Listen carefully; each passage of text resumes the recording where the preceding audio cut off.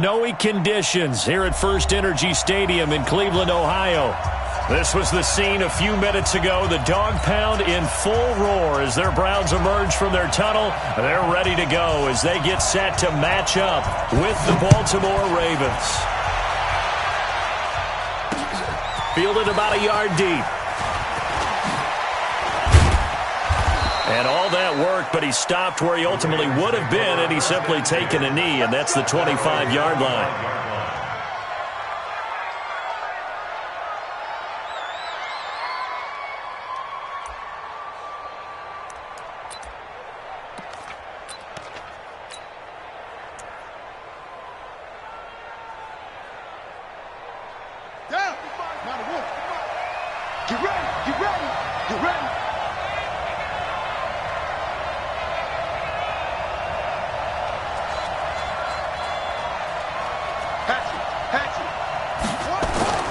They go to the former Saint, Mark Ingram. And they're able to get this one across the 35. It's a pickup of 11 and a Baltimore first down. Baltimore was the most run-heavy team in the league last year after Lamar Jackson took over as a starter. And you think about Mark Ingram, he goes from a situation where he was sharing time with Kamara in New Orleans. Now he figures to be the top guy in the Baltimore backfield, although I guess you could say he's kind of splitting time with his quarterback, Lamar Jackson. But a great veteran presence Mark Ingram is behind Jackson. Ingram now in his 9th NFL season. 6 yards on that last play. Here's 2nd and 4. Go. Go.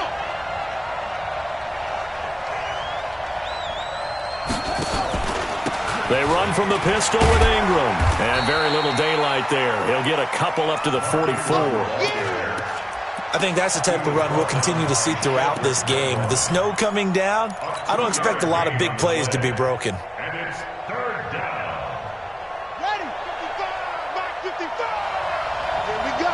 Here we go. Here we go. Kill.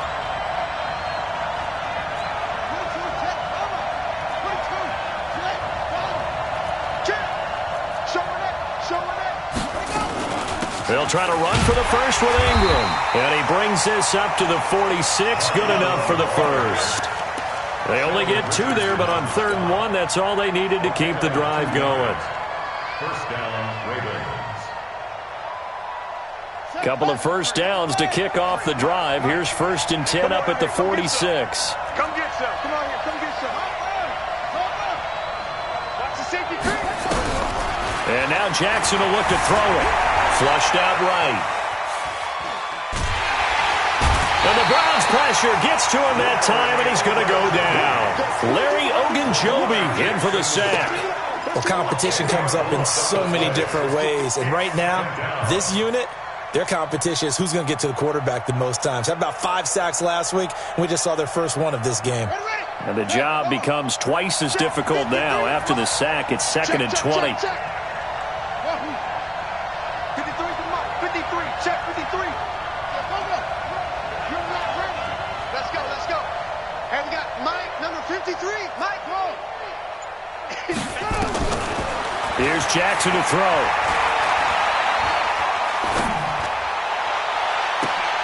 And that is intercepted on the sideline. Wait, no. They'll say no. It was caught out of bounds. So this is just an incompletion here.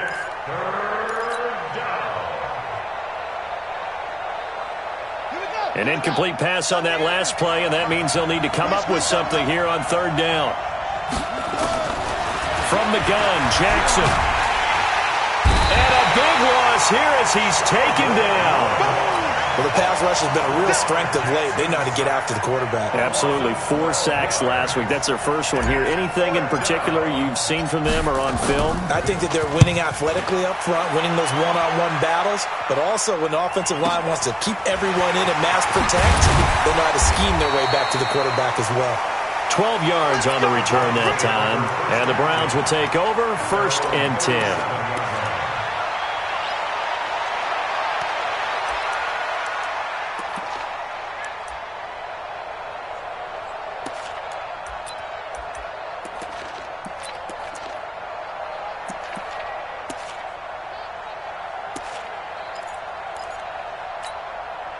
Good starting field position for them here as they come up 1st and 10.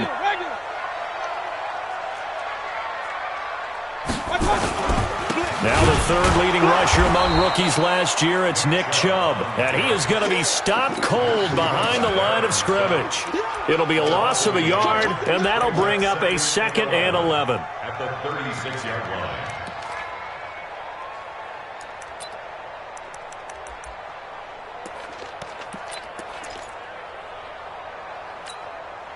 Good. 180. Run.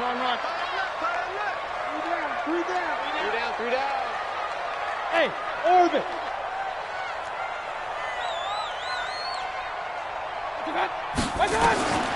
From the shotgun, it's Mayfield.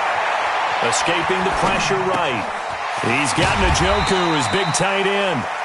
That catch good for 5. It's 3rd down. Defensively here, you're facing a top 5 team in terms of points scored in the NFL. So when they're that high-powered, you've got to find a way to hold them under 20, because to me, that's the magic number.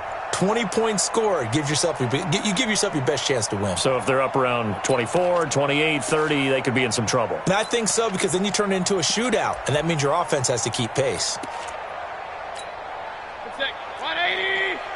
48 right now. Let's go. Ricky. On 3rd down, Mayfield. That one is caught by Hunt. And he'll be taken down, but not before he gets into enemy territory.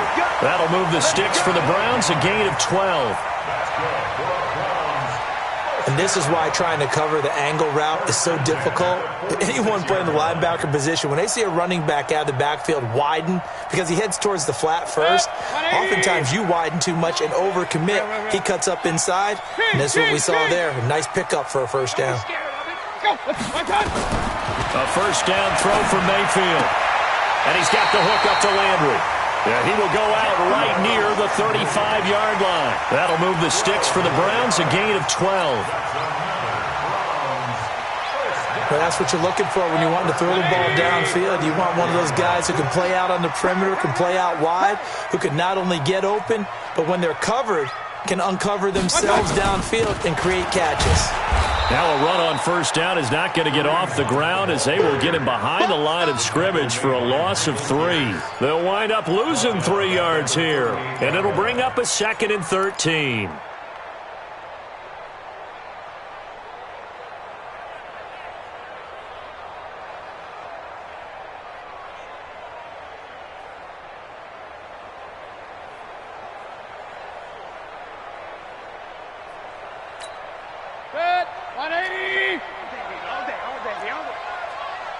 Pistol. Hey, Charlie. Hey, 40's Mike right there. 40's Mike. Up. Under crush. Hurry. And Mayfield just getting the play off. He's got a man wide open. It's Landry. And he's going to be brought down on what will be the final play of this 1st quarter. We're scoreless after 1.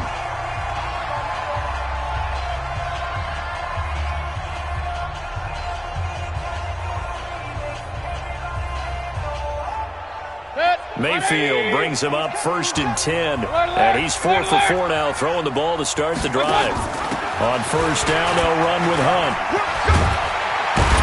And stopped a few yards shy of the goal line at the 3. 15 more there, and they're on a roll. It's another 1st down. Boy, he does it at a high level, doesn't he? Because when I watch him, I think of his vision. Straight ahead, peripheral. Also has that sense of where holes are going to be before they actually open. I think that helps set him apart from many of the other backs in the league. 2 big plays in succession. Not sure this D knows what hit him, but now they got to get ready. It's 1st and goal. Now a fake on the give here as they try the run-pass option. Tyus Bowser. He's the culprit, dropping him for a 2-yard loss. On any 1st and goal, the real estate to work with for the offense is really cut down, and the defense knows it. So they often bring heat and pressure, which they did on this play. Got him down for a loss. Not a big one, but any loss of yardage in this position is tough for an offense. A second down pass play there, but it's incomplete. When you got your backs in the shadow of your goal line, you've got to be physical in that situation because there's not a whole lot of space, not a lot of wild plays that can be run there. It's put up or shut up time. Defensively, nice job just to make sure they didn't complete it on that play.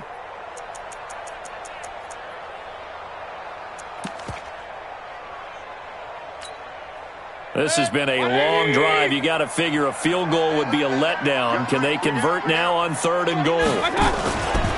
On 3rd down, here's Hunt. And they'll get him down here at about the 5-yard line. Only a yard on the pickup there, and it's going to bring up a 4th and goal. That's what I'm talking about. Such a long drive here. 3 points. That would be a disappointment, but I don't know if you can go for it here, can you? Well, you know, the defense was really giving them a lot all the way downfield, and now they've stiffened. Forget that bend, don't break. Now they don't even want to let them get a yard, do they? So in this spot, you remember what the coaches told us before the ball game? Any drive that ends with a kick is going to be okay with us, whether it's a punt, a field goal, or an extra point. Take the field goal right here. Let's go. Let's go. Let's go. The Ravens take over 1st and 10. The Raven offense set at the line for this next drive. It hasn't gone particularly well for them. That's obvious. In these conditions, no points so far. They've got to get that offense on track. The question, how do they do it? It is the age-old question, isn't it? And to me, finding a way to make sure your playmakers touch the ball without it being too exotic. Meaning you don't have to go deep down the field. Maybe you hit them on those short passes on the perimeter. Make sure you just turn around and hand it to your best runner and get out of the way. Don't cause any extra stress on your offense. This pass into the arms of Snead. No gain there on the completion. 2nd and 10. Well, that was a simple throw and catch, but even with that completion, 0 yards gained, so they're behind schedule on down and distance. I think they were hoping to get it to him. He could make a man or two miss, but that window closed quickly. To throw again on 2nd down. Jackson. It's complete to Snead. Well, Snead figures to be an important veteran presence for Lamar Jackson. 2 years ago, it was a disappointing 2017 for Snead. That was in New Orleans, but then had a bit of a bounce-back campaign a season ago in his first go-around with Baltimore. 62 catches, 650 yards. Did have surgery in the offseason on his left index finger, but back to full health and ready to go. Jackson looking to throw on 3rd. A skip dashing through the snow. Past the 20. And he'll score. Touchdown, Browns. Now remember, this is the #1 defense in the National Football League. There's a good example of why. Shows that they set an aggressive tone, not just stopping the run, not just getting after the quarterback, but the ball's in the air. They treat it like they're the receivers, and they went after that one and took it all the way. The point after, no gimme in the snow, but it's up and good. And the lead grows to 10-0. Fielded about a yard deep. Solid return, pretty good field position. They'll start at the 32-yard line. At their own 32-yard line.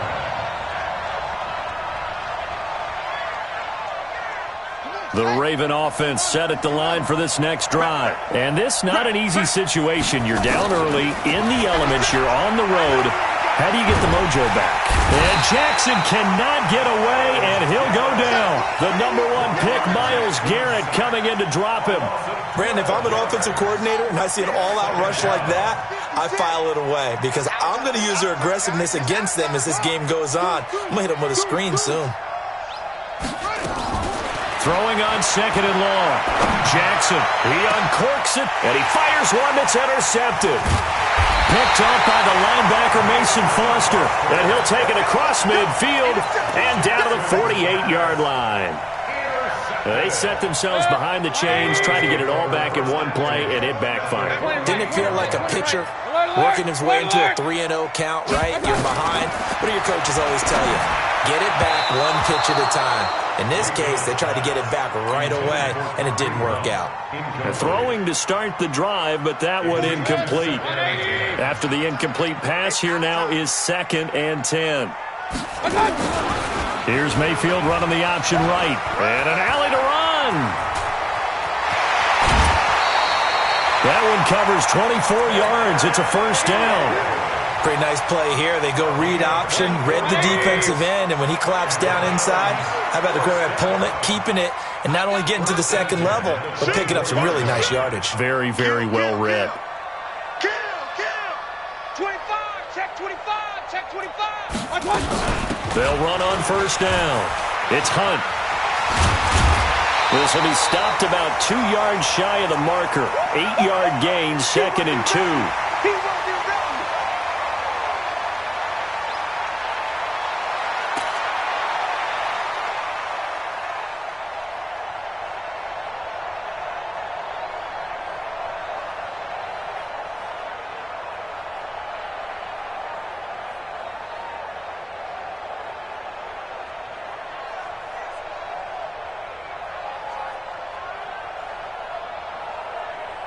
A reminder, once we hit halftime, as we do all season, we'll send it down to Jonathan Coachman in Orlando. He'll have all the stats and scores from games in progress around the NFL. The best multitasker in the business, the coach. And he stopped after a gain of 1. Not enough. Still a yard to go on third down. Well, they had that one sniffed out. Excellent run blitz. Stopped that one for a short gain. What makes a good run blitz a good run blitz? The ability to stay on task, to follow up your assignment, go to the gap you're supposed to cover, and not be deterred by anything else. On 3rd and 1, here's Mayfield. Flush to his right. And time finally runs out. He can't get rid of the football, and he's taken down. Patrick Owasor coming in to drop him for a loss of 8, and it also brings up 4th. Seibert's kick is good, and that'll push the lead up to 13-0. No problems in the field goal department so far. He's 2 for 2. Pretty reliable here in this game, isn't he? And to me, that bodes well for them. If they need him late in the game, his confidence should be sky high. Fielded about a yard deep. And able to take it past the 20 a little bit, but no further. A flag in there as well. Let's see what this is.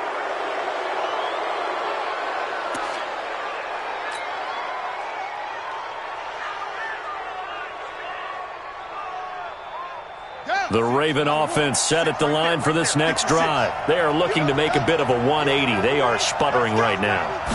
And frankly, I think it's time to call your playmakers together and say, all right, guys, we're going to lean on you through this patch. We need you to get us back on track and get us going in the right direction. So you're calling plays geared to them. Not necessarily that you look at your plays, oh, this hurts the defense. I want the ball in the hands of X, Y, and Z and see if we can move forward. So don't get too cute. Go to the playmakers. A first down run, good for about 3. 2nd and 7 coming up. Tackle made there by Myles Garrett.